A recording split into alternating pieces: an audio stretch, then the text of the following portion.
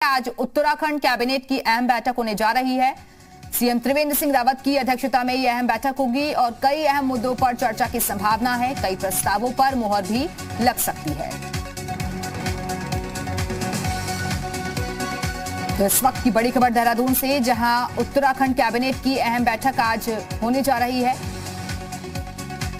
CM Trivendra Singh Rawat की अध्यक्षता में यह अहम बैठक होगी, जहां कई अहम मुद्दों पर चर्चा होगी और माना जा रहा है कि इस बैठक में कई अहम फैसले भी लिए जा सकते हैं। तो कई प्रस्ताव ऐसे हैं जो कि लंबे वक्त से लंबित चल रहे हैं।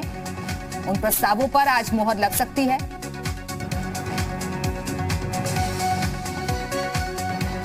विभागों को लेकर भी चर्चा की जा सकती है।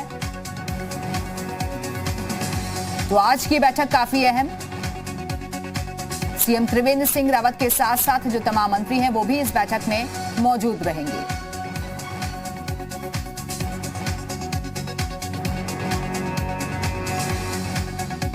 और चलिए इस वक्त सीधे रुख करेंगे देहरादून का, जहां से कुलदीप नेगी हमारे साथ जुड़ गए हैं। कुलदीप, आज की जो बैठक होने जा रही है कैबिनेट की, कौन कौन से मुद्दे इस बैठक में छाए रहेंगे और किन किन प्रस्तावों पर मुहर लगने की उम्मीद?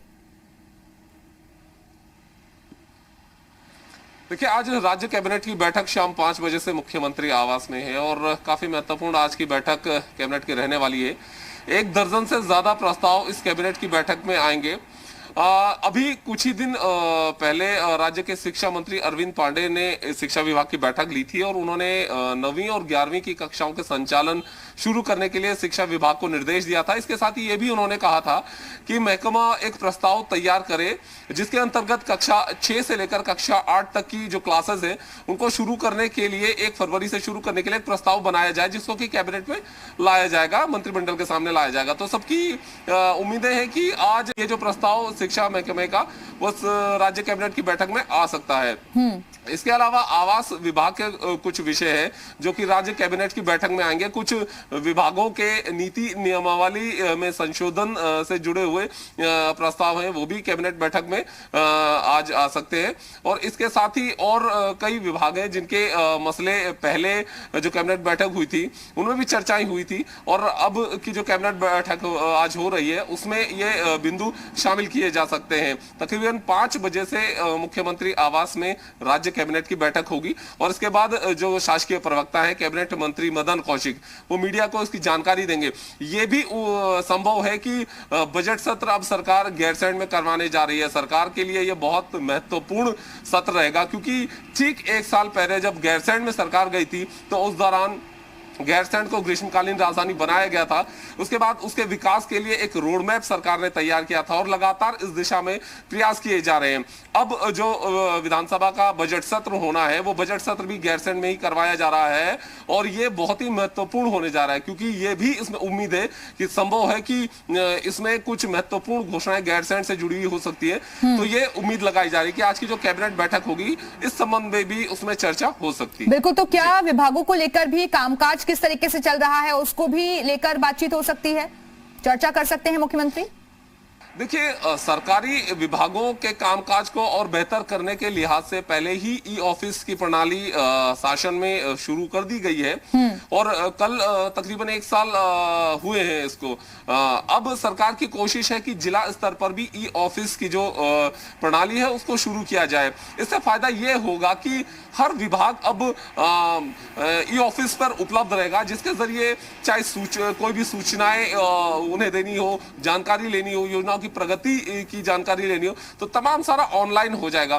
तो ये कवायद पहले से ही सरकार की तरफ से चल रही है और लाजमी है कि जब कैबिनेट की बैठक होती है, मंत्रिमंडल की बैठक होती है और सभी मंत्रीगण बैठते हैं तो कुछ विषय आते हैं। हालांकि महत्वपूर्ण जो विषय रहते हैं वो केवल कैबिनेट से ही जुड़े हुए रहते हैं प्रस्ताव। जी बिल्कुल कुलदीप, आप बने रहिएगा, हमारे साथ लौटेंगे आपके पास अगली खबर पर। तो आज कैबिनेट की अहम बैठक होने जा रही है। कई ऐसे प्रस्ताव हैं जिस पर मोहर लग सकती है। आगे बढ़ते हैं।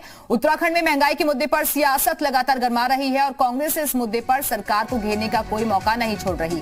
आज एक बार फिर कांग्रेस इस मुद्दे पर जगह जगह सड़कों पर उतरकर प्रदर्शन करेगी और महिला कांग्रेस की ओर से आयोजित इस प्रदर्शन में बड़ी संख्या में महिला नेता शामिल होंगी। और इससे पहले प्रदेश अध्यक्ष प्रीतम सिंह के नेतृत्व में पार्टी ने सड़कों पर उतरकर प्रदर्शन किया था।